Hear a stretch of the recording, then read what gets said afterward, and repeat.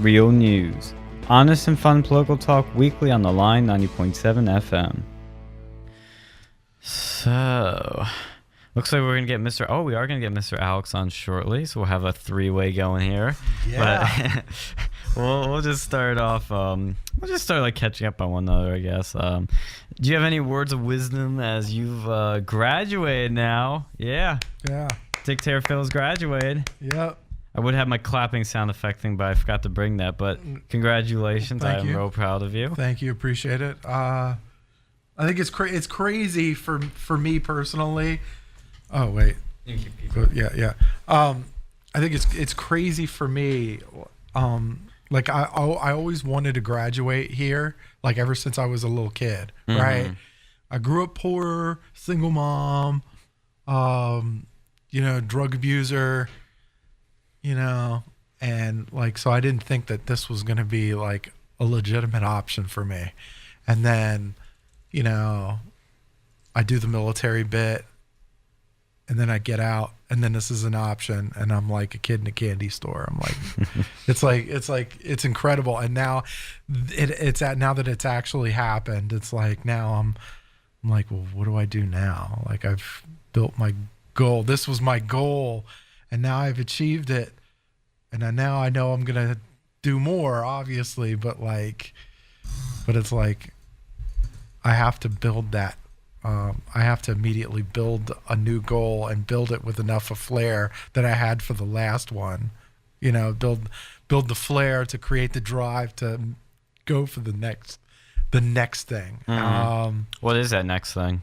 Well, I mean, right now I'm working on certifications, so I'm still in the studying mindset. But I think I'm not. I thought I was going to take a little bit of time off, but I think that I don't think I'm built that way. Yeah, I can relate. At least not for the time being. Right. So I'm like, all right. So basically, you just don't want to stop now. You want to keep going. Like, this has just boosted your energy. It seems like you are now ready for the world. My energy's shot. Well, it's drained. It's drained. Your motivation, I should say, is boosted. Your motivation. Yeah. I know that the demands of what's out there are not only going to still be there, but they're going to keep getting higher and higher.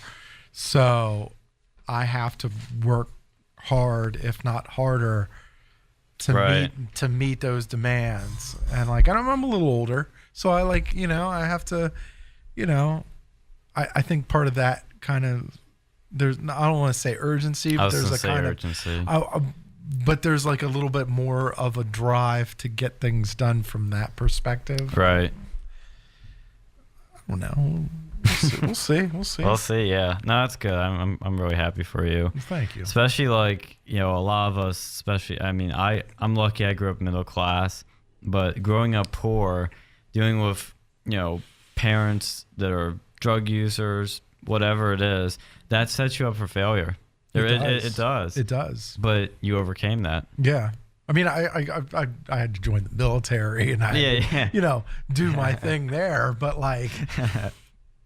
but I mean, I don't know. I always say now I can tell people, if I can do it, you can do it. You have no excuse. You have no excuse. I have a learning disability and everything. I have to work harder. Even in classes, I have to work harder just to pick up the same thing that everybody else picks up. So it's like, but again, if I can do it now, there's no excuse. There's no excuses whatsoever. That's just my personal belief, but I agree. So back into the newsy realm. We always have to start with something touching or personal, it seems like, but I love it. Back into the news world. We're going to talk about a bunch of main things that are happening. We'll wait till Alex gets on and talk about the abortion laws that have been passing this week. That's a bit of a touchy subject. That's probably the biggest story of the week. But the other big story that the media does not have a lot of focus on right now is that Trump rolled out an immigration plan that he hopes to get passed through. Congress, which isn't going to happen with the Democrats in control. But, it could happen definitely after 2020. But basically, his immigration plan he has outlined has one. This is my favorite part. I found it out just yesterday. In this immigration plan, he will enable public donations for the wall. So you can donate to get that wall built. Oh, my God. I'm just sign me up, man. People, if you can get public donation, and the problem is there's like legalities involved with that. Yeah. But like if you could do that, the wall is probably getting paid. Yeah. Like it just get like I want to say guaranteed, but it's highly likely that the money's coming. Because there's so many people that want this. There's so many people that want this wall. There's so many people that don't. There's so many people that do want this wall. And well, he already got last week when we were off air. There was a reappropriation of military funds from some stuff for like Afghanistan that the Pentagon had for I think 1.8 billion. I'm probably wrong on that number. It's 1 point something billion to use to build 80 miles of wall. So I was like, yes, we're getting there. I mean, it's slowly piece by piece forming, by piece, and that's what counts. Right. People are like, "Oh, he's not building the wall." He is very slowly with what little power he has, but that was that national emergency powers kicked in, and so the Pentagon reappropriates some money to build 80 miles of wall. So loving it. But also part of this plan is basically a merit-based system plan. It's not a family ties plan, which is what we've kind of had in the past. Previously, 12% of immigrants were admitted based on employment skills and 66% were admitted based on family connections. This is according to the White House. The Trump plan flips those numbers. 57% would be admitted based on employment skills, 33% admitted based on family connections. So no, Trump isn't separating families. He's just putting a priority on people that want to come to this country, that want to contribute, the geniuses, as he put it, that we've been keeping out for so long, which I am totally for. Like people don't understand. There's only a certain amount, like realistically, there's only a certain amount of people that you can really realistically welcome into this country via immigration.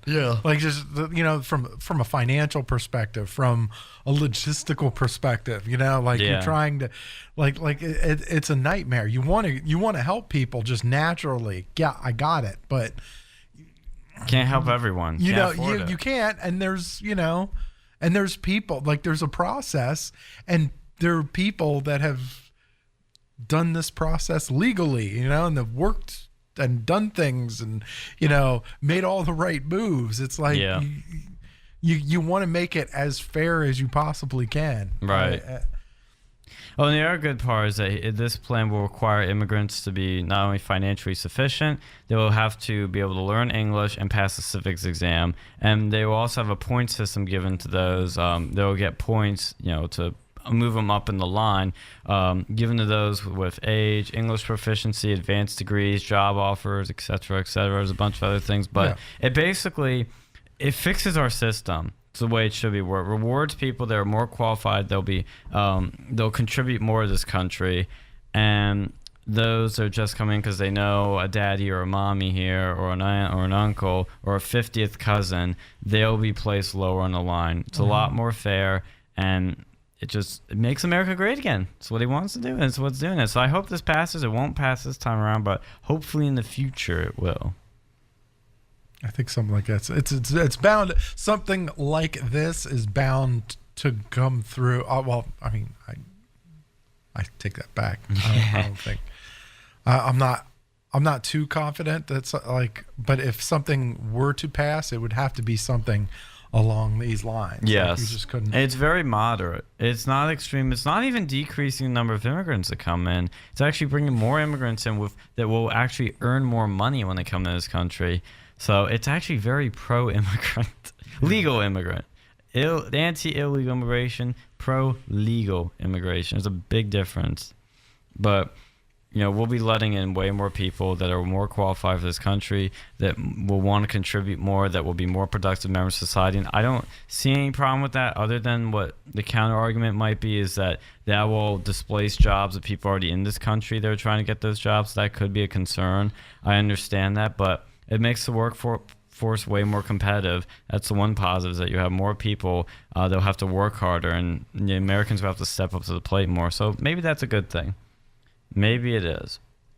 But I didn't see his speech where he unrolled this yet, but I'm going to probably watch some of it soon because I want to see what he had to say on it. But I'm really glad that he pushed this. It was really good to see it. Do you have any other input, Dictator? I really hope that something gets done. I mean, I know that sounds very cliche at this point, but how long have we been talking about this? And nothing has gotten done, or come on, let's get something done. Yeah, that the beauty and the curse of our system is that it is very slow. Beauty because you can't have anything extreme go through or anything drastic that would, shock the country or turn this country to a totally different place overnight. But the problem with that is that it's hard to get stuff done that needs to get done quickly, because nothing happens quickly. But there are mechanisms in place that can make things much quicker, or if need be, something can be done, like the national emergency powers. For the national emergency powers, for those that don't understand, the president can basically do anything he wants with national emergency powers, but Congress can override those national emergency powers, national emergency powers. So the national emergency powers give you pretty much anything you can do, but Congress can override it. So when he does stuff like reappropriate money that was used for other stuff to use for the wall, he can do that. There is a section in the law that allows you to reappropriate military funding for, let's say, barriers or structures that could be used for a wall. It's kind of a little shifting the money around. Libertarians probably lose their mind over that, but I don't see a problem with it, especially since we have a crisis at the border. Yeah. I know that. I think, on a side note, I actually think that Trump has been fairly moderate. He is. He's always been moderate. I think he's been fairly moderate. People are like, and I mean, there's some things that he has that are more extreme, that are conservative, but I think there's a lot that are that's reasonably moderate. I don't know, people.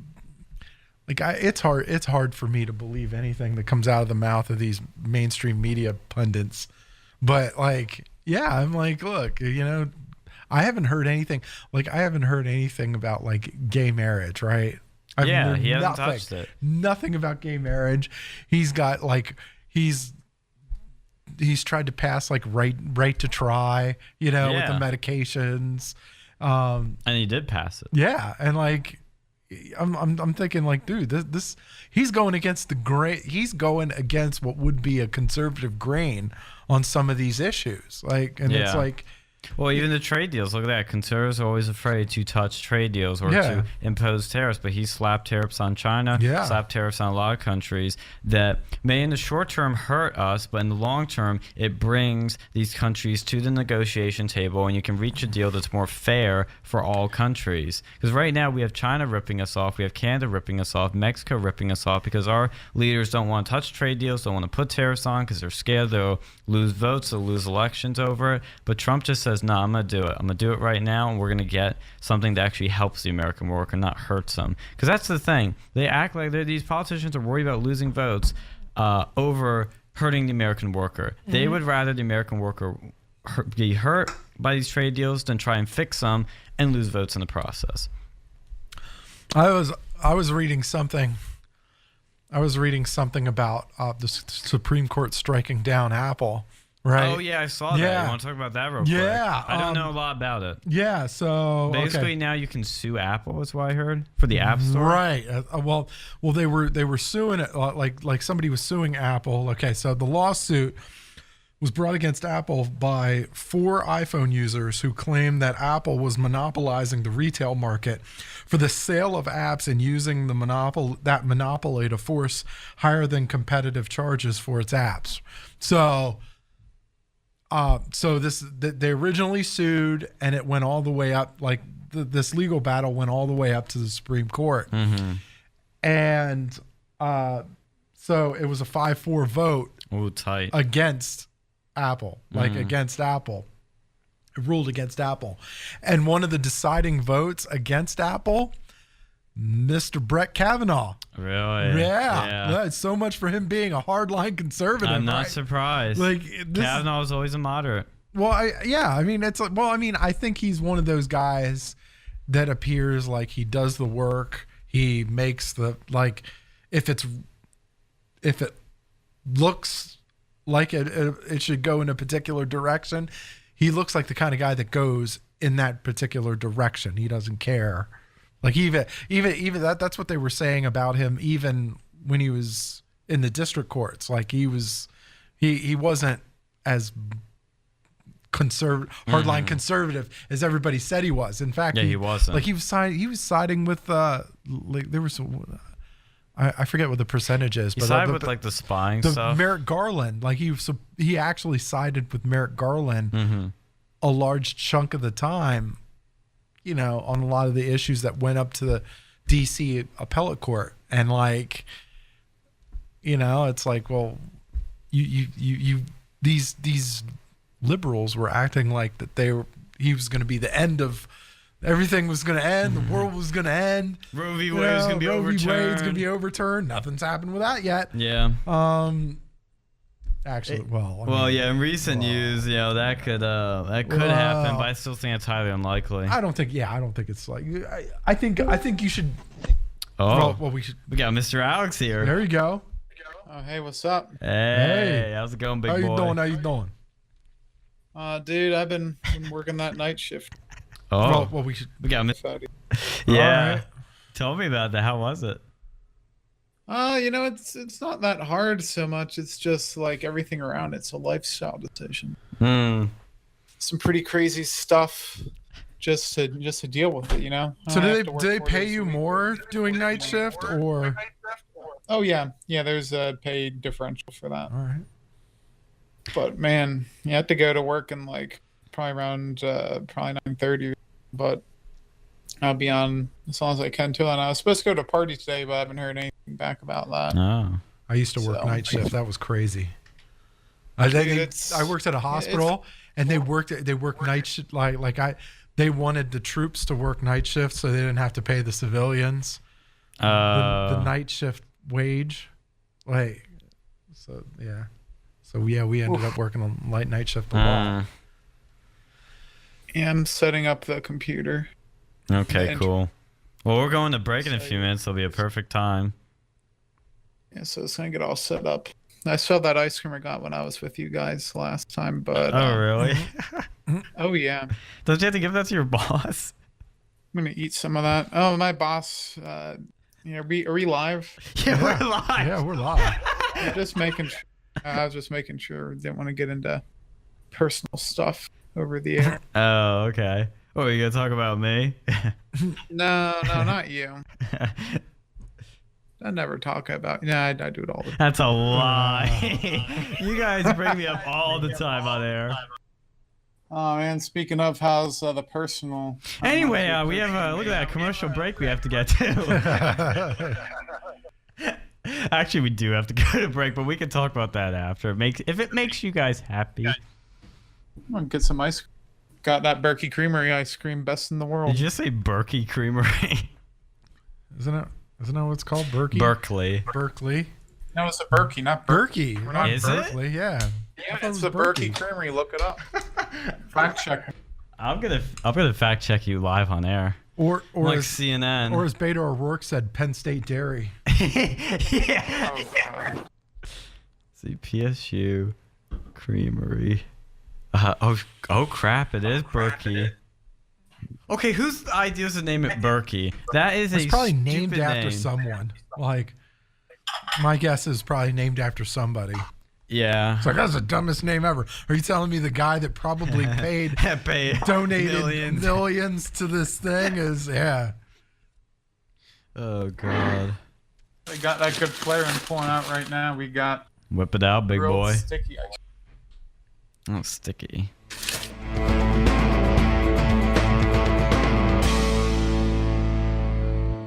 The biggest story this week that's been making everybody lose their minds and dress up in Handmaid's Tale costumes is a bunch of abortion laws have been passed in southern states that have made people on the pro-choice side quite angry. So I'm going to try to make it as clear as possible as to what these laws are in each state, because the left-wing media has been doing a terrible job of representing these laws. Even if you agree or disagree with these laws, there's been a lot of fake news spread, a lot of fear spread that is completely unnecessary and isn't taking into account what these laws actually say. So let's start off. Alabama, what are they doing? They're outlawing all abortions. Every single one at any period during the pregnancy period are outlawed. Doctors who do the procedure of an abortion after this law takes into effect can face up to 99 years in prison. But there are exceptions to the law.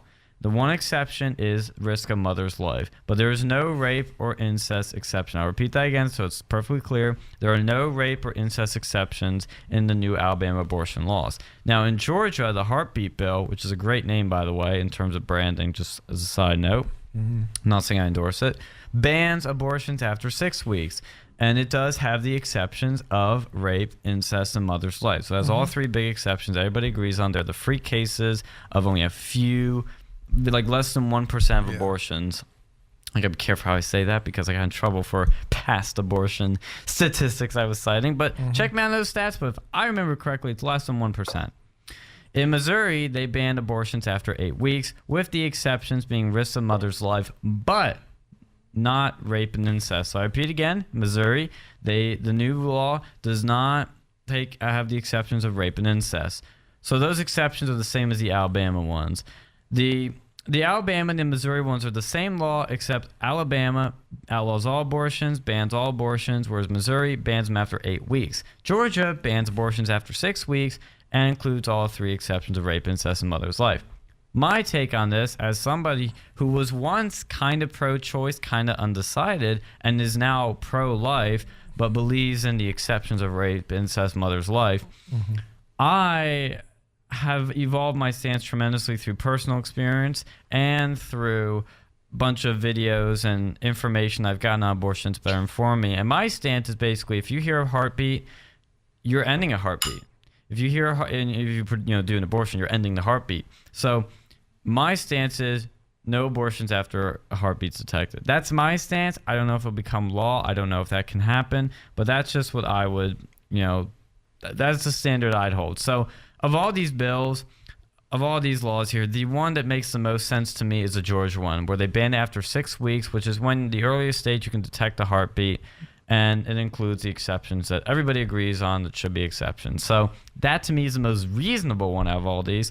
But I would maybe make it 8 weeks. I don't know, 7 weeks. I would just say if you can detect a heartbeat, you can't do an abortion. That's just my stance, unless it's the exceptions. What do you guys have to say? So I don't know, like I believe that life begins at conception. I don't agree with abortion. I don't care if the baby's going to have mental disability, if it was born of rape or incest. The baby itself didn't do anything wrong at that point. Yeah.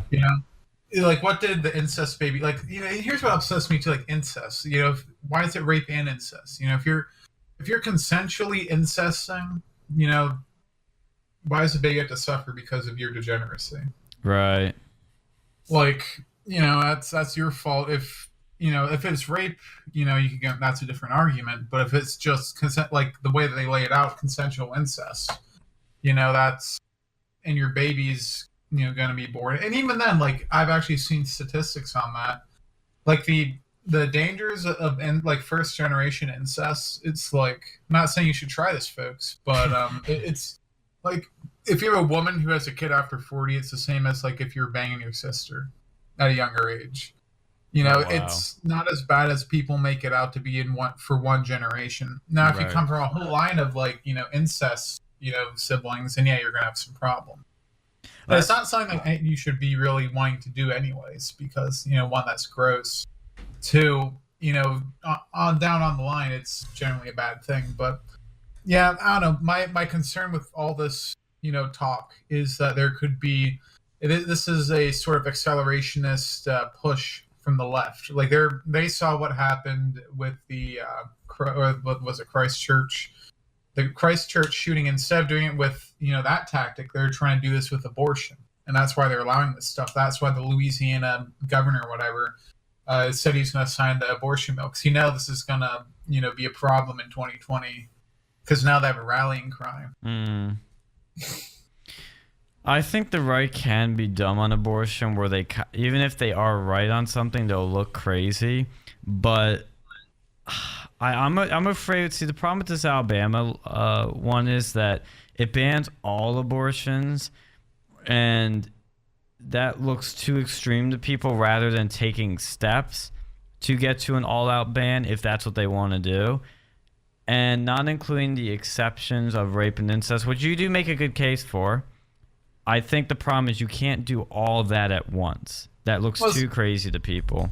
It's too much of a sudden change. They believe that murdering children's a right now. Like, 100 years ago, that would be like completely, crazy to even suggest abortion. Right. But now this has become so ingrained, like this degeneracy has risen up and it's become ingrained in our culture. And now it's one of those things. It's like, oh, you're taking away a right that we should have never had to begin with. Like you don't, look at the non-aggression principle.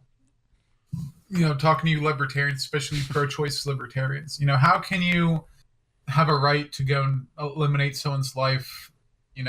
That doesn't make any sense to me, especially now that we have technology that can make these, fetuses viable significantly, after, for significant preterm birth. Like we're getting to the point where, we could probably extract a baby, from someone's womb in like probably 8 weeks in the near future, and then like use technology to raise it. Mm-hmm. You got some pretty crazy things. At that point, I think that the abortion, it'll get to the point where we could actually fully grow a human outside the human body.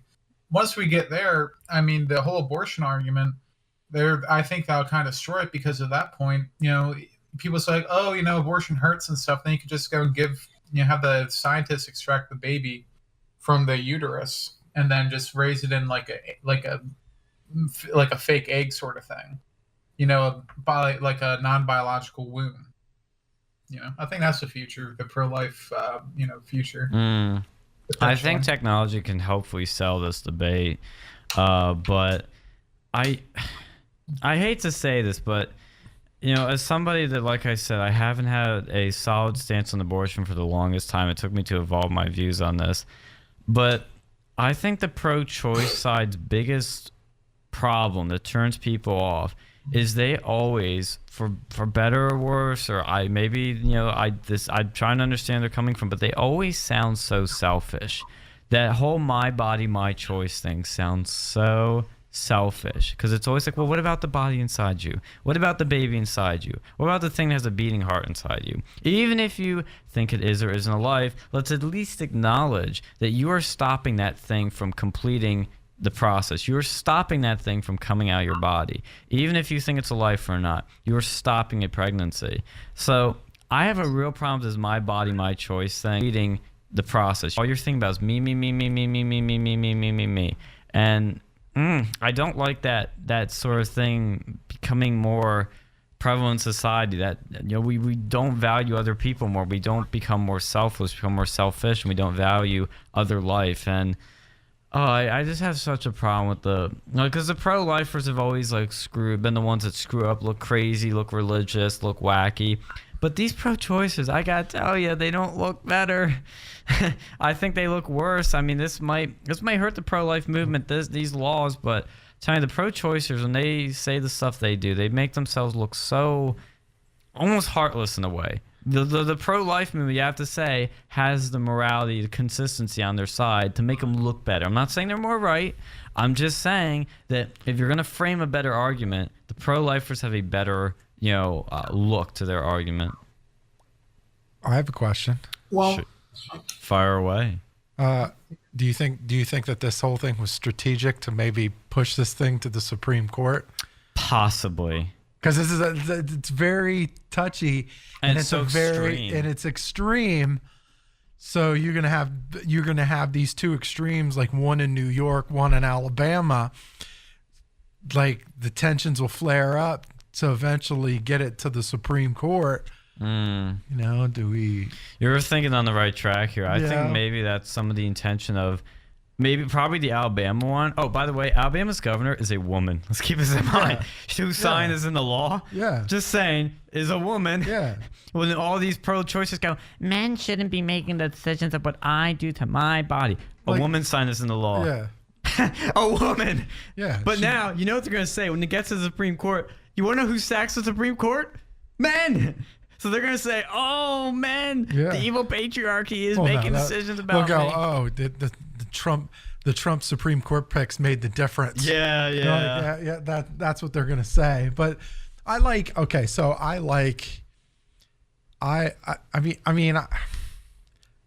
don't have, one way or another, I'm not really particularly having a problem with it.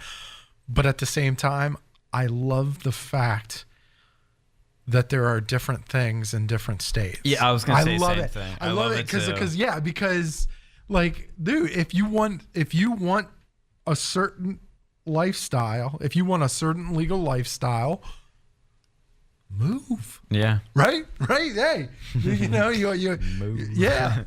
Just get up and move, right? You know, and it's like we need to get back. I feel like we've over the last, I want to say 20 years before Trump, we've kind of lost the value of the states, you know, like the states need to have their values back. Like they need to have their own personal stuff back. Like we've kind of, the FedGov has kind of wielded its sword and, you know, sentenced everybody to their laws. Like, it's like, well, let's give the state some power when it comes to this sort of thing, especially with like gun rights too. You know, it's like not everything works in all areas. Like not every law works for everybody, every American. You know, some people live in certain, you know, conditions that certain laws apply, and then some people, So I saw, Alex, that you said that you sent me an article saying that the writers of the movie Juno said that they were regretting that their movie was pro-life. Was that true? What was that about? Yeah, I think, like they were getting upset that it was a whole rallying cry, like to, it was kind of like and we saw that movie not too long ago. Yeah. Like it was a pro-life movie because you know what, if it was a pro-choice movie, it would be a lot shorter. Yeah. Well, then in the first half hour. You know, it'd be like, boom. You know, it wasn't even the biggest like pro-life movie. It just was not pro-choice. Like it wasn't an abortion movie. No, and they didn't even really show the abortion stuff too much. It was just them sitting in the Planned Parenthood office. Yeah, well, I like how they handled it because on the one hand, like you said, this isn't an abortion story. This is about this is the story of a teen pregnancy. And what they did is they thought, well, what's the first thing that people think of when it comes to teen pregnancies? They think of abortions because that's something everybody's going to consider at some point if they're in a teen pregnancy. That's a part of that story of a teen pregnancy, but that isn't the story. And I'm glad they included it because you know how much freak out you'd have if they didn't include it. They'd be like, why didn't you do that? Why didn't you talk about abortion? Nah. You know, so I'm glad they included it, and they didn't pick a stance. They didn't say you have to be pro-life, you have to be pro-choice. They had the activists outside the Planned Parenthood, and they had Juno go into the Planned Parenthood, and then she made a decision, and so the audience now can make a stance. The audience can say which was the right choice. Was it to go through with the abortion or not? Yeah, it was a very good argument too. And like, here's the thing: like, people make it out that like, the only people who are pro-life are religious, and I really disagree with that. Yeah, that's true. Because like, what was it, Stefan Molyneux? He's very pro-life, and he's an atheist. Pretty devout atheist. I'm an atheist too, and I'm pro-life now. Well, one of the biggest people I knew in high school who was like pro-life, it was this kid. I think he was homosexual, and he was adopted, and he was the most pro-life guy I think I've ever seen. Really? So this kind of destroys the whole narrative because he could have been aborted. Yeah. And I mean, like, think of all the gay kids. Like, let's say they discover the gay gene, and they discover that if you have these genes, there's a 99% likelihood that you be gay. Would the left be happy about having gay kids be aborted? No. But it's their body, their choice. Yeah. Like, it'll create. Like, see, this is the thing. Like, the left is this confederation of opposed ideologies. Yeah. And they try to drown out opposing ideologies too. Like look at it. Look at what they did with the Unplanned movie, right? The Unplanned movie that they were trying to bury. They were trying to bury it, trying to keep it from, well, because they getting know exposure. That Hollywood is an effective medium to change people's minds. They know that cultures would change people's minds. Slowly but surely, it's no longer mattering. Look, the movie. This is not unique culture. This is all U.S. propaganda. I think since World War II, our culture has been, either significantly or entirely synthetic. Like at least our mainstream. Very culture. out of touch. Very out of touch. I think that the counterculture movement of the '60s that was spawned by communists who have infiltrated the highest levels of government in Hollywood. It's been this. It's been this big back and forth between like state and deep state since I think World War II, and we have not had a real unique non-synthetic. Wasn't Bob Dylan kind of a communist? I think so. Absolutely communist. Yeah, and then what was that? There's that one song. This land is your land. This land is my land. No, it's more like this land is your land. Yeah, it's communist. It was communist. Was Lennon a communist? Not Lennon, but John Lennon. Possibly. Because his song Imagine, you could take as a utopian or dystopian interpretation where he says, imagine no religion, imagine no heaven. That could be utopian or dystopian. They're all just kind of crazy. Like the Beatles, they're definitely counterculturalists. Well, they did. Well, especially talk to them now. Here's the thing with the Beatles, right? They I forget which album it was, but Sergeant Pepper's. Yeah. So before that I think that might have been the first album after meeting with Bob Dylan. Because before that album, their songs were kind of like poppy and catchy and short. Very short. And then they were like all deep. Like after that was like they were all deep. That's when they met with Bob Dylan, I guess, and they introduced him to drugs and all that craziness. Well, they had their early albums, then they're big. Then when they had Rubber Soul, which was a big step for them because I'm not gonna lie, put it out here, disclaimer. I'm not a big Beatles fan. I actually just picked up my first couple albums I haven't owned by them. I've always had Sgt. Pepper's for a long time, but I just picked up Abbey Road, Revolver, White Album. And I need to get one to get a lot of the hits from the early songs. But their first few albums, like Meet the Beatles, Please Please Me, Hard Day's Night, not that good. I hate to say it. Well, they were pop. I had a music professor who would tell us about this when I was at Penn State, and he basically said, back before he met Bob Dylan, they were just they were a boy band. They were like the Jonas Brothers. Yeah, they were a boy band. Yeah. But once they met Bob Dylan, he introduced them to like weed and LSD, and that's when they started getting like all good. And that's why they were probably back in the day that was right around that time when that became a big thing. They were a major they were a major music group who was trying to get this sort of like acid rock or whatever you want to call it, that sort of druggy music or drug inspired music. And before everyone did that was pretty unique, and now everyone's just you see them now, they're all like on heroin or on whatever sort of drugs. Well, and it's not unique anymore. I don't know if that's I think there are more factors at play, but it's when they hit Rubber Soul is when that boy band sound that they had got a lot better, and that's actually a pretty solid album. Revolver, which came right after Rubber Soul, is their first great album. That's the first good Beatles album that I would buy. It's probably my favorite album by them is Revolver and Abbey Road. But you had Revolver, then you had Sgt. Pepper's, which is obviously a very significant album for all the the way they did the sound engineering and all that. Even though Beach Boys did sooner with Pet Sounds, just saying. And that's what inspired them to create. You ever see that meme? And it was like the Chad Beach Boys versus. Yeah, I know you sent me that. That was so true. The Chad Beach Boys versus the Virgin Beatles. Well, after this, the Beatles hate each other, but the Beach Boys still together. And they're, pretty cool. Brian Wilson was amazing. Oh, he's a genius. Amazing. Yeah, I know. I love I like the Beach Boys more than the Beatles. I know I'm gonna get hate for that, but because I think the Beach Boys just have more more quality songs, whereas the Beatles do have quality songs, but it's not that many. They have a lot of good songs, but they don't have a lot of great songs. But that's when Revolver changed that, and then Sgt. Pepper's, that's a solid album. Then you had the White Album, which is a 2-disc album with a lot of great songs. I was actually just playing Back in the USSR. It's one of my favorites by the Beatles. They have a lot of good stuff on there. And then you had a bunch of albums in between that, like Magic Mystery Bus Tour and Yellow Submarine, which aren't great albums at all. And then you had Abbey Road, which is one of their best albums. And there's a lot of great songs in there. Like I was just playing Here Comes the Sun. A lot of great songs.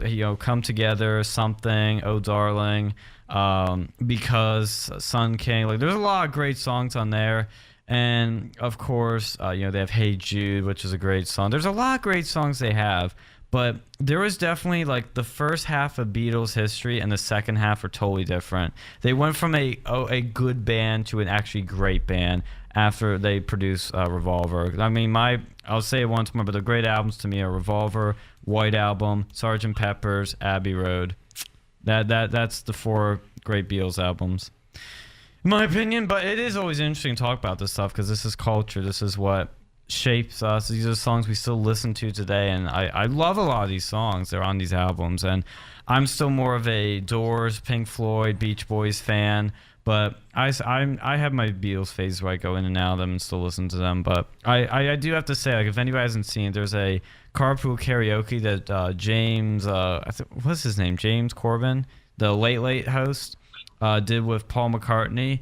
That even if you're not a big Beatles fan like me, it's one of the most powerful actually things I've ever seen. It is beautiful. It is heartwarming. It will, if you really are emotional, it'll bring you to tears. It is that good. Where he basically drives around London with Paul McCartney, and they go to where he grew up and wrote some early Beatles songs. And they meet fans. And everybody's really happy and nice. And then they go to this part at the end I won't spoil, but they really make you happy. It's really amazing just thinking about it.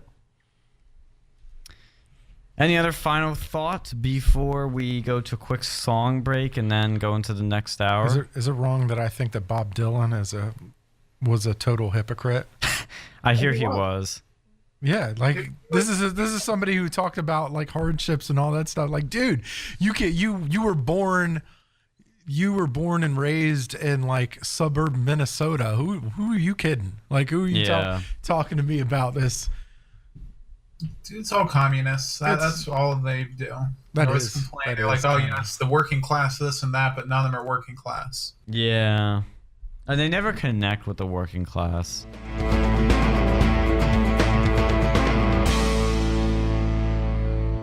Now we're gonna talk about I really want to talk about some culture news first. You saw a movie last night, Mr. Phil. I did. What did you see? I saw the third John Wick. So you saw John Wick 3. What did you think of it? I liked it. I did. For being a chapter 3 or volume 3 of a film series, like it was pretty good. I like, one of the things I liked about the John Wick series was the guns.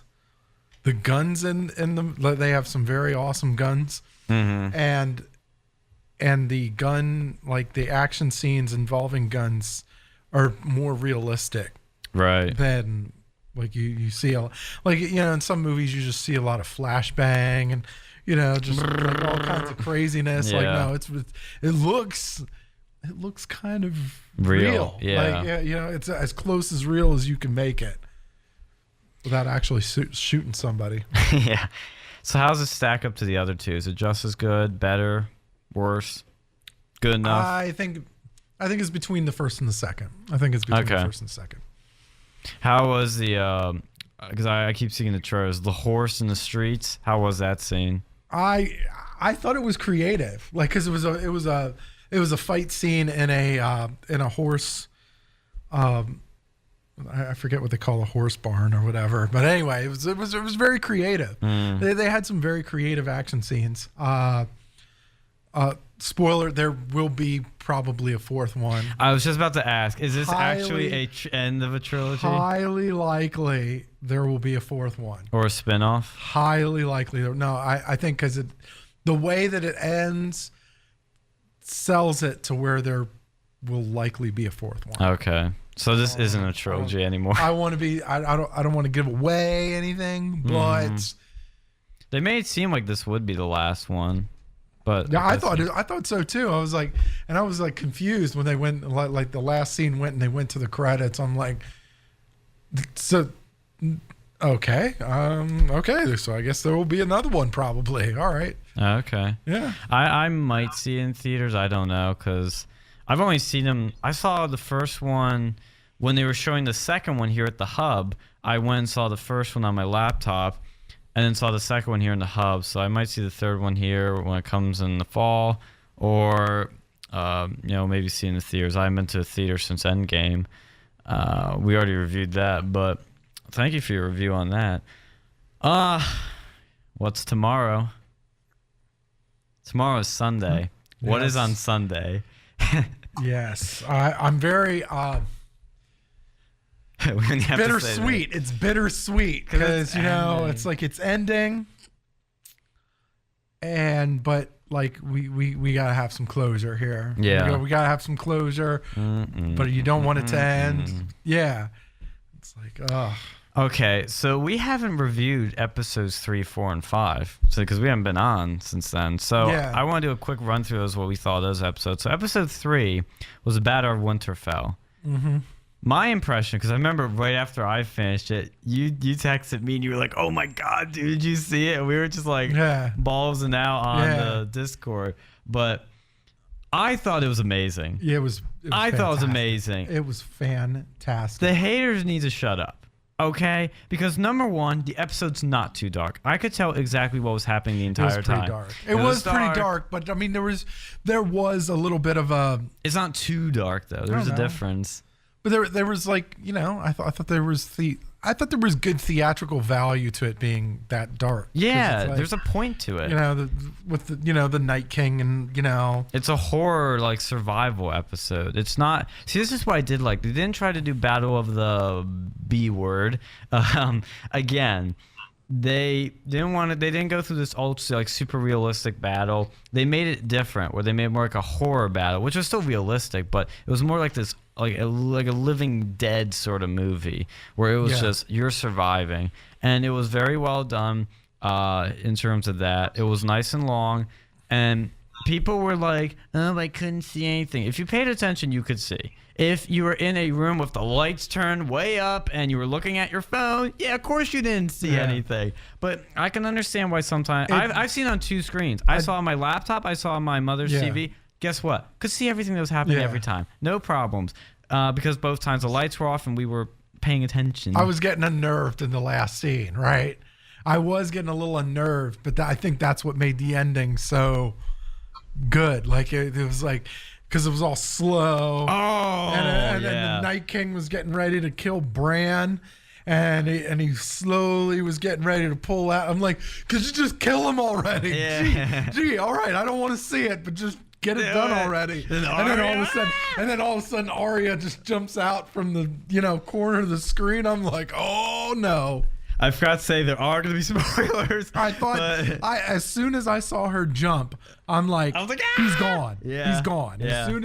As soon as it, and she had the blade, the Valyrian steel blade. Yeah. I was like, he's gone. That was used to try to kill Bran in season 1. Yeah. At first, though, I thought this is where she was going to die. But then I instantly thought, no, she's going to kill Night King. And then, because when he grabs her, and then she's like frozen for a second and drops the blade. Other hand, because yeah. I was like, ah! Yeah, I thought it was a great moment. And now, okay, I thought the whole sequence with the piano music by Ramin Djawadi, by the way, most underrated composer in all of television. He does the music on Westworld and Game of Thrones. He does an amazing job. Yeah. Amazing job. That music was really good. This whole sequence was really good, where John's trying to get the dragon and it just keeps shooting fire. I'm like, that was really cool. But people are all like, oh, but John was supposed to kill the Night King. It was set up that way. No.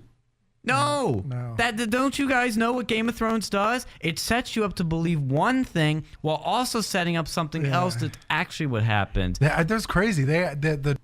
No. Like, look, we knew for like 3 years that Arya was going to be the one that killed the Night King. Like, Yeah. I was like, wow, that's... And it makes sense. Yeah. If you look back, what she started out as somebody who's not a lady, as she would say, that trained to become an assassin, basically, and to kill her enemies. Yeah. And she killed an enemy. Yeah. Like, I don't get why this is, like, the hate against this episode. Yeah. I really don't get it. I mean, we're going to get into more episodes got more hate in a second here, but I'm sorry, people. I think what's happened is that people have this ending imagined in their head of how the show should end, what these characters should do, and when it doesn't happen, they get all butthurt. Because after that episode, we have episode 4. Episode 4, I think, was the most Game of Thronesy episode of the whole final season. Because you had now Varys kind of telling Tyrion that, hey, she might not be the right queen. Even if she is the rightful heir, she's not the right queen, but Jon has a better claim, and he's a much better leader. And Tyrion's like, no, I'm going to stay loyal to her. Which makes sense from Tyrion's perspective, because he sacrificed so much, and Varys set him up with her. And so he's probably like, you know, I should be loyal. I felt like it made more sense after watching 5. 5, yeah. After watching episode 5, I thought it made more sense watching it back again, because you could slowly see, like, you know, everybody, you know, that all of her advisors and stuff, they're all like betraying her. They've all been killed, yeah. And then, well, no, they're betraying her. Betraying her, yeah. And then Missandre? Yeah. Natalie Emmanuel's character. Yeah. Once she got axed, Literally. then that was like when she started going full on Mad Queen, like crazy, and then it was like, which, and again, this is maybe the one problem I've had with these episodes, is that the whole Mad Queen thing was so heavily obvious. Like, but I'm still cool with it. Like, because through the whole series, you've seen this, like, okay, she's impulsive. She lets things get that bad. Really? I didn't think it was going to be that bad. I thought that there would be some. I thought that there might have been a snap, right? She would have snapped, but I didn't think that she was going to go that far, like blowing every house down on the way to the tower. That's what surprised me. That was Whoa. like, yeah. Now, okay, episode 4 I thought was a good episode. It does have some problems. I think people are being silly when they're saying, oh, there were, you know, Euron's fleet, that's at Dragonstone, his Golden Company fleet. People are like, oh, the invisible ships. How'd she forget about them? Well, they were hiding behind the freaking island. She couldn't see them. Yeah. So, of course, they're going to kill her dragon. And I don't know if they really knew about the scorpions. Well, they didn't know about the scorpions. Yeah. And they didn't know they'd be there. Yeah. They knew the Iron Fleet was out there, but they didn't know they'd be there.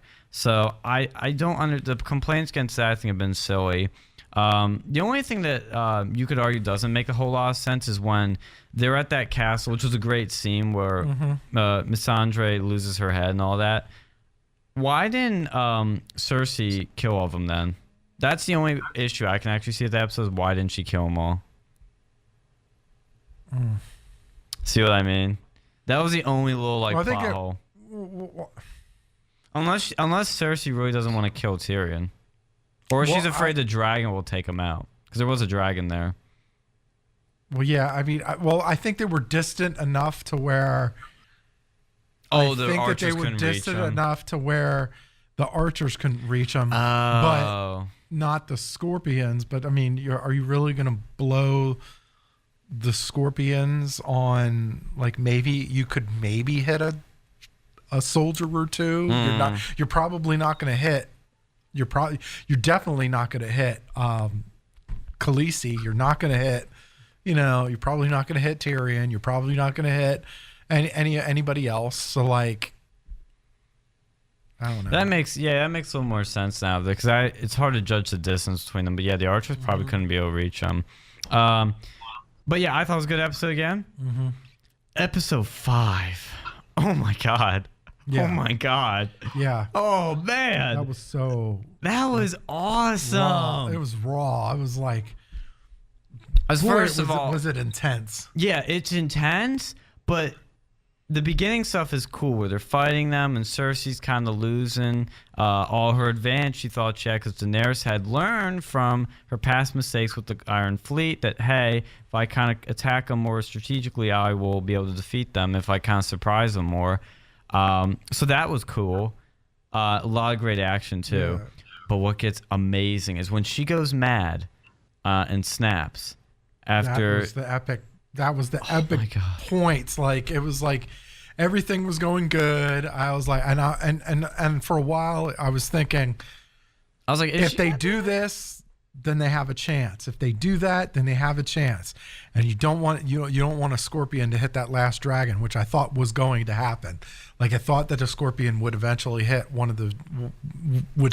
hit the dragon, but then you see the dragon blowing away all the scorpions. And, yeah. and it's like, and then once all of them were gone, once he said once the They were waiting to ring the bells. Once the assistant said all of them were gone, it's like, uh-oh. And then because the gold company was gone too, right after that too. And then they already stormed the gate, already got to the remaining troops. Oh yeah. And it was like, well, they're done. I mean, they're done now. So it was, and it was incredible. I think that they had to sell it, like they had to give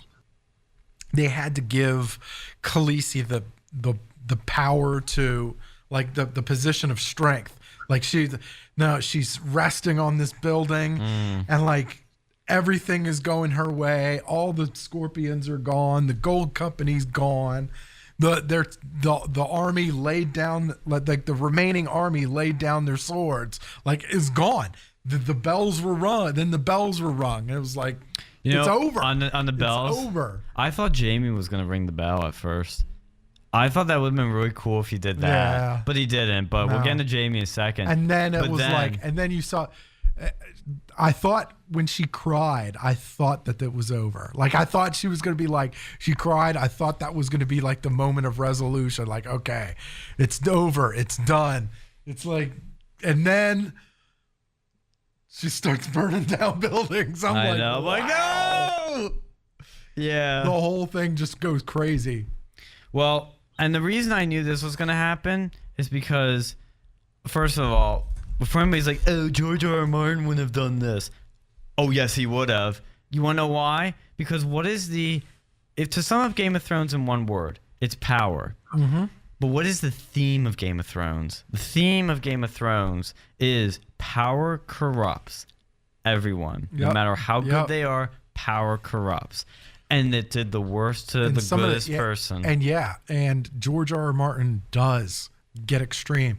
If you've read any of his books, some of those scenes that you think are extreme, bad. Yeah, they're worse. in the book, they're like worse. Yeah. They're worse. Like HBO couldn't accurately do a lot of those scenes. Like the Theon scene with Sansa that I'm thinking about. The rape scene. Yeah. It was even way worse. I'm sorry, Like not Theon.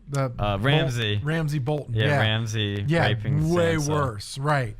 So let's keep that one in that argument in moderation here. Yeah. This is George R. R. Martin we're talking about here. Yeah, I know. And but I have to say though, I describe this episode as Children of Men mixed with modern day Shakespeare, because that part when Daenerys starts destroying the city, and they made the smartest decision in the world, and they talked about this after the episode, the writers. Instead of following Daenerys, they followed the people on the street the people that are getting affected by this damage, the innocents. Yeah. And so they had a central character that you cared about that you follow, which was Arya. Yeah. Oh my God, was that the coolest probably cinematography and choreography in the show ever? Was watching her run through the city and all this stuff is falling down. She's with this mother with a baby, and then the mother dies, and the baby dies. Oh my God. I liked it. So good. Well, there are a couple of scenes that I liked. The one I liked where the Hound and Arya were together. Yeah, that was awesome. It was like, and he told her, "Go. Yeah. Look at me. Okay, is this what you want? Do you want to die now? Do you That's want to what's gonna die? happen. This is where the road ends, right? Go." I love And that scene. And she's like, "Thank you," and I then know. leaves, and so we kind of talked about. We always knew that the Hound and the Mountain were Would always face gonna off. we're always gonna face off, and they're probably gonna kill each other. Yeah, Probably gonna kill yeah. each other. Something was gonna But happen. they where killed both- each other so perfectly. Yeah. In how did they both die? by fire. By fire. Yeah. I was like, ow! Yeah, it's like Oh, it's so good. it was incredible. Oh. And but I did think the only couple the things that I had were okay. So Cersei's Death. assistant, Oh. like it was like nothing. It was Oh, like that's so nothing. funny. He died for I nothing. was- Like it was just it was the most worthless death in the entire episode. Yeah. He's like, "I command you, Mountain." And like, I was what- like, you idiot! And then he just like grabbed him, like throws him What? against the wall. You're That was comical. It was like, so funny. what? That was like you had such an important such an important character pretty much the whole show, He's and then a it side, was like side character though. But the way he And it was dies, like- it's just actually ironic. His own creation killed him. Yeah. Kind of like some Frankenstein stuff here, and that's what I thought was good about it. But I think the way Jeremy and Cersei died, I'm a little conflicted on that. As much as it I makes hated it. sense, I've heard people hate it. Yeah, I hated it. I Really? was like, I thought like Jamie's one of my favorite characters in the show because he's the most interesting character in the show. And I wonder if because he was on such a redemption arc and he did make himself a better person, but he still never let go of Cersei. yeah. Now, is the more of the story here that people don't change or people can better themselves, but there's some parts they can't change? Because he has still redeemed himself. He still, I think, has redeemed himself. I don't think this kills his character arc. I just think it's a part of him he couldn't give up. And he's almost a Yeah. tragic hero in that Yeah, sense. well, I think it's a tragic hero is what they're going for. He's done heroic things. I think it's the other way. I think it's a tragic villain. Like he has Oh. because he has good in him. Like he had good in him. He went to Winterfell. He helped that. Like he knighted Brienne. He has good stuff about him. But man, he went. He back pushed to, Bran out of a tower and paralyzed him. Yeah, it's like and he did it. But I'm saying he's done all of this stuff because, and he went back and I think people are overlooking how he died and the decisions he makes. I think there's more here there's more Well, he was meat gonna on the die. bone. Well, he was stabbed by Euron, so he was gonna die. Like he was gonna Yeah, die. I 'Cause knew he was think gonna they die. pierced him he was gone. He was a goner, but I don't know. I'm conflicted. I'm still conflicted, but I still think that there is more they're trying to say here than people are realizing. Because I've never, because most people would interpret it, and most shows when they do these things, you'd interpret as, oh, they just completely ruined his character. But I don't think that's what they're going for here. I think it's a bit more like I said, tragic villain or tragic hero thing here.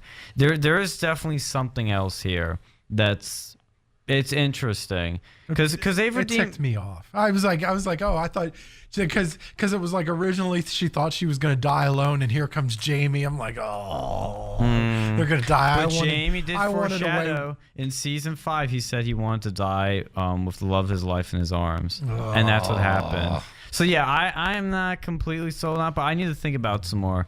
But what else? The episode ended with Arya getting on the horse. Yes. Now, is Arya going to kill Daenerys? The prophecy says yes, because they said she'd kill somebody with brown eyes, Walter Frey, somebody with blue eyes, the Night King, somebody with green eyes, which is Daenerys. But I think that's too obvious at this point. I think Jon has to kill Daenerys? I think so I'm thinking, and we're at this point we're just speculating here. I think that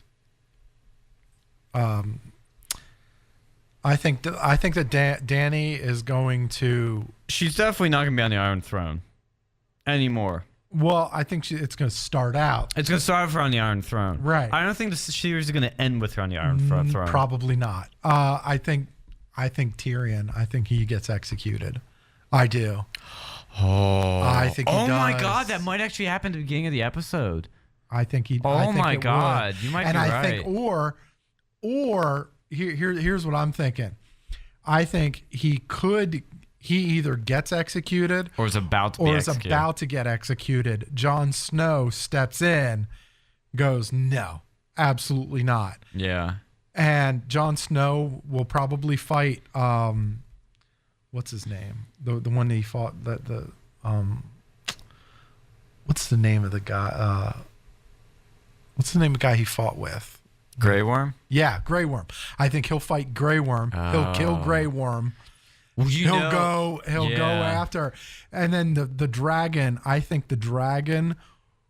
She'll try to Dracarys Jon Snow, and either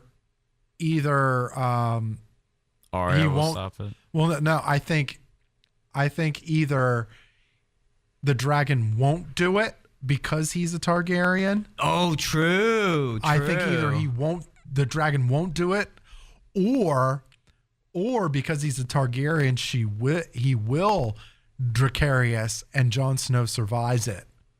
Oh, right, like she did. Yeah, oh. Yeah. I think one of those two scenarios could happen, and then everyone turns on her at that point. Like at that point, I think everyone would turn on her. Because he'd be the rightful. Because he's the rightful guy, and then it's like, well, you're done. Now, but here's the thing. Or she just falls madly in love with him, and then they just go happily ever after. Like she realizes that, oh, he was actually right, and then. Does the dragon? This is a small detail I'm trying to find the answer to. Does the dragon that Daenerys has now have green eyes? If so, maybe Arya kills the dragon, not Daenerys. I think it's too obvious at this point for Arya to kill Daenerys, or maybe that's just a small part of this plot. But like you were saying, it's fire and ice, right? Yes. So let's keep that in mind. Fire, ice, right? What puts out fire? Ice. Jon Snow.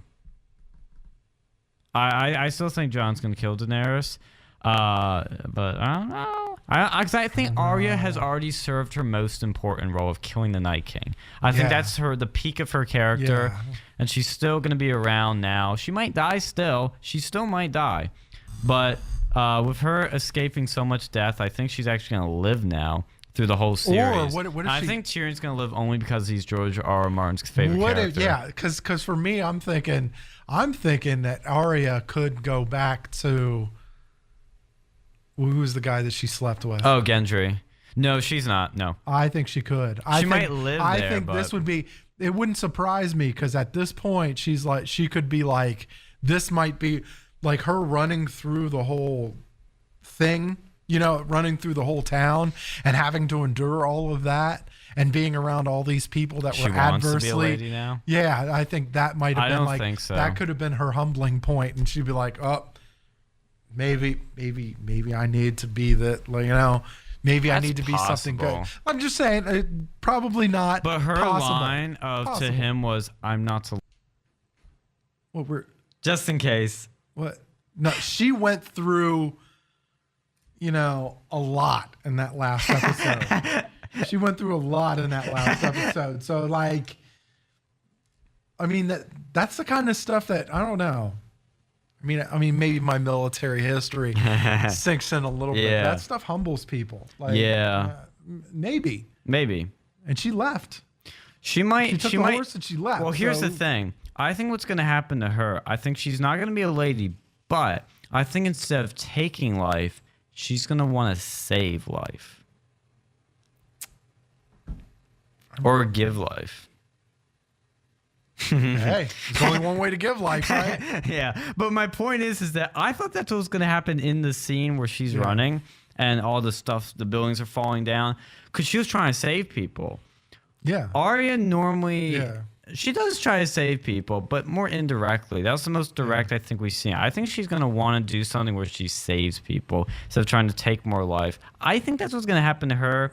Again, I think Jon... Now, here's a bigger question. Let's say Jon kills Daenerys. Does he still take the throne? I think he might.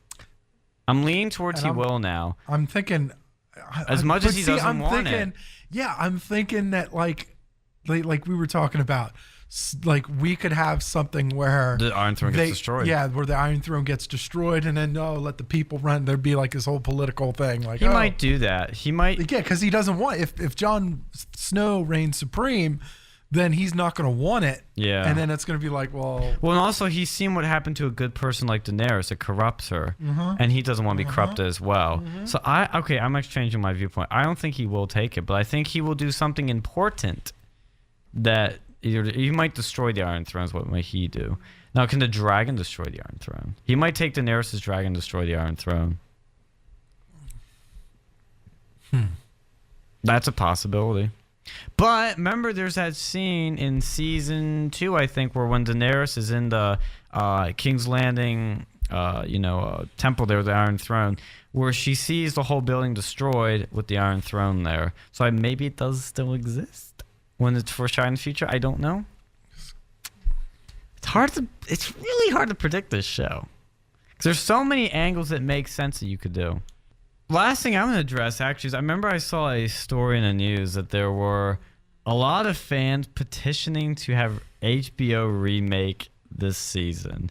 Because I think this is probably the most divisive Game of Thrones season I've ever seen. Yeah. There are literally half the fans that love what's happening, half the fans that hate what's happening. There's no in between here.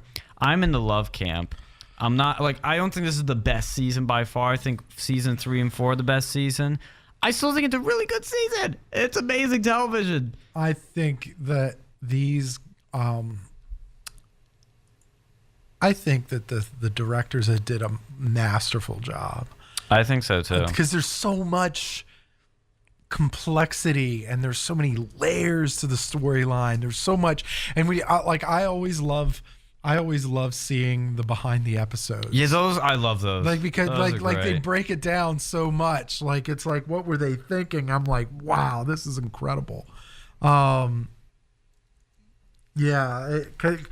sometimes those episodes can get so intense and so fast paced that you're kind of like, okay, what happened? Like I'm watching it twice. I'm watching the episode twice, and I'm still not collecting everything that it gathered. And then it's like, okay, and then the behind the episode will be like, it'll clarify things. Yeah. It'll see a new layer to something they didn't see before. I always watch this because I watch on HBO Go every episode. I watch that way. Yeah. Except the Battle of Winter. No, episode 4 is the only one I've ever seen live.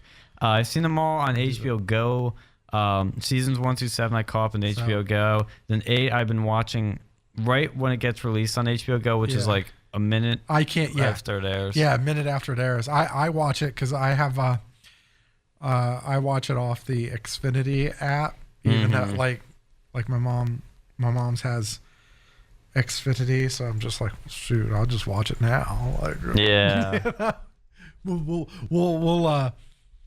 hijack it to the television. Like so I'll put it on the laptop. And then I'll AirPlay it. Like I'll use because I have a Windows laptop and I have a Mac laptop. Oh, nice. And then I'll use I'll use the Apple laptop to AirPlay it to the Apple TV. Oh, nice. So I still get the full effect. Yeah. Okay, anybody watches this show on their phones, stop it right now. Because I've seen too many people that watch movies, TV shows on their phones. No. Yeah. You are not getting the experience you should be getting. No. You should be watching it at a minimum on a laptop that's like 13 inches like mine. You should, if you have the money, the accessibility, to be watching on a TV. What you'd love to be watching on those, a nice big movie theater screen. I've but You know, can't always. I've got a get fairly large screen you have a properly good setup. Yeah, I've got a pretty good setup. I got a little sound bar and everything. Oh, yes. It was hard to finagle it because you can't watch it like you can't watch it on the Xfinity app. You can't watch it directly. You can't hook it directly up to the TV. Like, it doesn't work like that. And you can't like you can't hook up the HBO Go. You can't watch the HBO Go until shortly after the episode. It's here airs. shortly after. I noticed the last one, it started a few minutes earlier because there was they took into account the ads. So this final episode, you might be able to watch it like at 57, 58 before 9 hits. Yeah. So I had to finagle it. I had to find another way to finagle it, and I did it. Thankfully, I did it with the, Apple laptop with the Apple TV, and then hooking it up to that was pretty. And maybe Apple heard me, and now they're gonna kill me. Oh, we can't have this happening. Yeah, NBC will sue us or something. No, it was this season, man. And then they're like, it's like they're gonna have a couple of spin-off series. Spin-offs. Okay, how are they having so many? There's like 5. I think obviously not all of them are gonna be made. I think one of them was already dropped. So I think they're just gonna have one made. But they're gonna do like a prequel series, which I don't know how that's gonna work out. I mean, because honestly, I think it's gonna have like the closest thing I can equate this to is Better Call Saul, which is a show that worked for I think the first season, and then the rest it kind of drags so much. I'm not I like Breaking Bad. I am not the biggest Breaking Bad fan. I'm a way bigger fan of Game of Thrones. The Better Call Saul, that was they milked it for whatever it was worth. They're still milking it. They're milking it because Saul was probably my favorite character. Same. In Breaking Bad, and then and then they try to make a whole series out of that, and which is yeah. Well, the one thing I think they're doing a good job is they're incorporating the other characters like Mike and other ones. But the problem is Mike's storyline is now in these later seasons always 10 times more interesting than Saul's, and Saul is what the show's named after.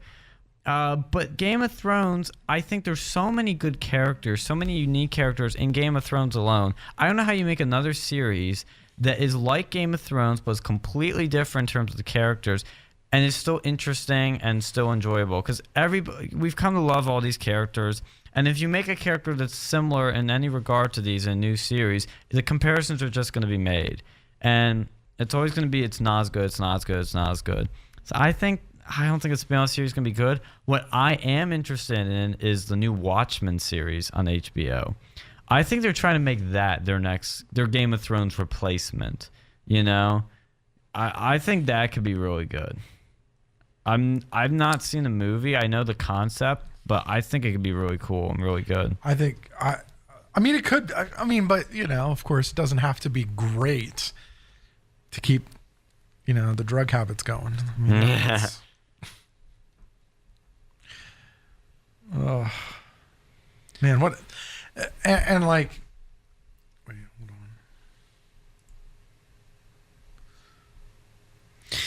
Well, while you're doing that, I think though any final predictions I have is that Jon kills Daenerys. Jon does not take the throne. I think the throne gets destroyed, and you live in a more you live more in a republic in Westeros. That's my final prediction. I think Tyrion lives. I think Arya lives. I think Daenerys dies. And I think a few other characters will die. Sansa might die. What? Sansa? She might. Who would take her out? Daenerys. She'd have to go all the way up to. She could order somebody. Time is traveling quicker in this series, so you could have a bunch of big time jumps here where stuff happens, or it gets sort of sped up the travel time. It's possible, because that could tick off Jon enough to kill her. I mean, I think this already kind of ticked him off enough, but you don't know what they could try to pull here. I mean, it's possible. Everything's possible in this show. Yeah, I'm saying how. Yeah, I know. I'm trying to think. Like that's my lowest prediction, but it could happen. Arya could die still, but I don't know. I think odds are heavy that Tyrion goes. I think odds are because I don't think so. Because there's so the first person that he has to worry obviously is Daenerys, and then the second person is the other person, the one that came up to Grey Worm. No, the who's the guy that came with the bow, the crossbow? Bronn. Yeah, Bronn could kill. But Jaime's gone. Oh, I forgot about that. Jaime's gone now. Yeah. Their little deal. How's it gonna happen? So Tyrion's the only. Oh, I forgot about that. Because their deal was that he get the Highlands. I think. Because that's what Jaime owned. But now Jaime's gone. But maybe that lets Tyrion give it to him, because then Tyrion might own that land. What if he he gets stripped of it? He's no longer the right hand, because I think at best he loses his right hand. He loses the right hand to the king or the queen, and so then he's not in a position to give Bronn the Highlands. So then it's like, oh well. Uh-oh. But then again, Cersei can't pay Bronn. Yeah, she can't pay him because the iron. I've got the whole banks. Bronn's now up in arms. The whole or up in the air is his position. So yeah, they're gonna have to work that out. Well, and the fact that I thought something else and I can't remember it. It was one of those little things like that that's been totally changed. I forget. I'll remember it later. Maybe. I think there's a good chance. I think there's a good chance Tyrion's gone after this episode. Oh, I don't know. I think I like him. I'm like, I don't know how he I remember the two survives. things I was gonna say because I forgot about it was in the last episode. Number one, Varys dying. Very sad. I've always loved Varys. Yeah. And it was like Tyrion saying goodbye to his best friend. Varys was the guy that always kind of stuck up for Tyrion. Yeah. Tyrion kind of stuck up for him. This time. Oh, God, that was hard. But what the best scene in the episode that I totally forgot about, and it is one of the best scenes in the show, I think, was Jaime's last scene with Tyrion. When Tyrion kind of starts crying, says, you were the only person that was nice to me when I was young, and if you weren't that way, I would be dead. That was Yeah. That was one of those. Oh God, the I'm tearjerker. I'm thinking he. But he pushed Bronn out of that tower. Yeah, but so complicated. But I'm like, there's, thinking of that. I'm like, dude, how does he survive? Yeah, that's when I knew Jaime would die. How does Tyrion survive? Oh, Tyrion too, yeah. How does he survive? Because if we're look, you let Jaime escape already, you're done, right? You made a deal. You probably met if, and I'm thinking. I'm thinking they'll probably the Highland deal will probably come to light. Because Bronn's gonna want to know that he's gonna have the Highlands. Oh God! And he'll come in, and Daenerys will probably be like, "No, I'm not giving you anything." And she might kill Bronn. Yeah, well, let's think of that. Daenerys kills Bronn. But I think even then, I think either Dany kills Tyrion or Bronn kills him. I think that's probably what could happen. I'm gonna be so nervous during this. I think she's gonna try to execute Tyrion. She's gonna kill Bronn. Jon's gonna kill Daenerys at some point. The dragon, like you said, might try to kill Jon, but won't. Or she'll order it to, and he won't, or light him up, but he doesn't. I think before the dragon, I think him and Grey Worm will have the. Oh, great! Yeah, that's true. We'll have the battle, and then Jon will obviously win, and then. And that'll be that for him. And then, yeah, the whole thing, I think it'll just be that right there. If he kills Grey Worm, I don't know will that begin? Will the battle like the civil battle ensue, because there'll be the people that follow Grey Worm that'll be like, oh, they'll want John's head on a platter, and then obviously John has his troops. So now, God, it's gonna be intense. It's gonna be really, really intense. I can't wait. Tomorrow night, I'm gonna be ready. I'm gonna be shut all my lights off, turn every phone off, silence all notifications, and just absorb this last hour and a half. I have to say, like, there's only like I loved every episode of the show. There's only 1.5 or so episodes that I had some major problems with. Other than that, this is probably one of the best shows ever created, even considering this last season. I know I'm gonna get hate for this. Oh, this last season sucks. It's so disappointing. No, I've not been disappointed. Maybe the only thing that was kind of disappointing is Jamie's death, but other than that, like, what's disappointing about this season? Everything happens in a sensible way. Am I wrong? I love the complexity.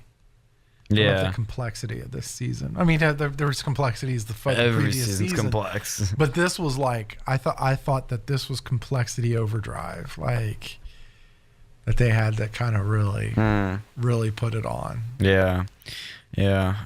Great stuff. Everybody, if you haven't watched it, please watch it. I know we're gonna be watching this final episode. We're gonna be like, oh my god, you see that, bro? Yeah, after that, but maybe we'll get in there. We'll review it when we're all done next week. So we'll talk about them. Last few things we can talk about in these final few minutes here. Bill de Blasio is running for president. Oh, he's got a chance, doesn't he? No, he doesn't. It was so funny because, one, I'm going to mention two things that show how bad he is. He called Trump, and I cringed when I saw his nickname, Condon.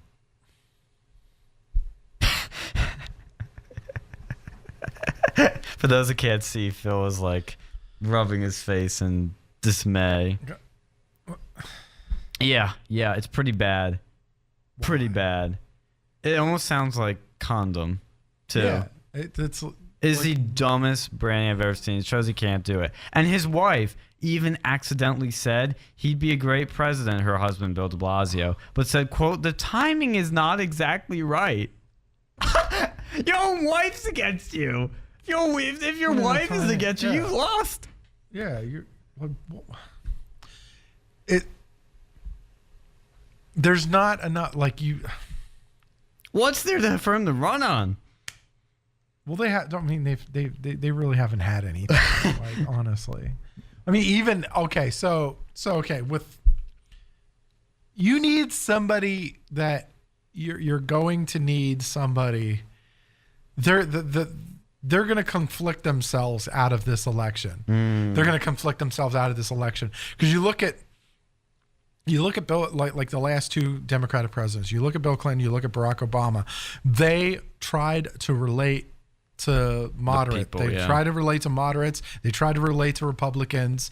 You remember when Barack Obama originally won the White House, he kept Secretary Gates. He kept Republican people in charge of certain stuff. He had Republicans in his cabinet. You know, he tried to appeal to people. Like, he tried to appeal to everybody, and so did Clinton, and that's what, you know. I don't think they're going to do that. I don't think any of the Democrats are going to be doing that. I think they're going to try to go hard extreme, and it's going to bite them in the butt. I think it will in the end. I think, yeah. Well, other thing that's extreme, let's talk about is, did you see what the SATs are going to do now? The SATs, which is run by the College Board, plans to add what they're calling an adversity score to take into account social and economic backgrounds on SAT results. So when you submit your SAT scores to colleges, they will have on there an adversity score saying, like, oh, you know, what the crime rate's right, what the housing values, vacancies, communities' average educational attachment, poverty levels. That's some of the stuff they name. Those factors will be, you know, taken into account to create a score, and they're going to use like the census data to get these numbers. But guess what? Well, what's more ridiculous is that you won't be able to see your own score. only college administrators will be able to. That's ridiculous. Yeah. It's ridiculous. Why are we basing, making somebody up higher, considered more just because of where they were born or what they've, what's around them, and not who they are? That's terrible. It's not, and ultimately, it's not going to change anything.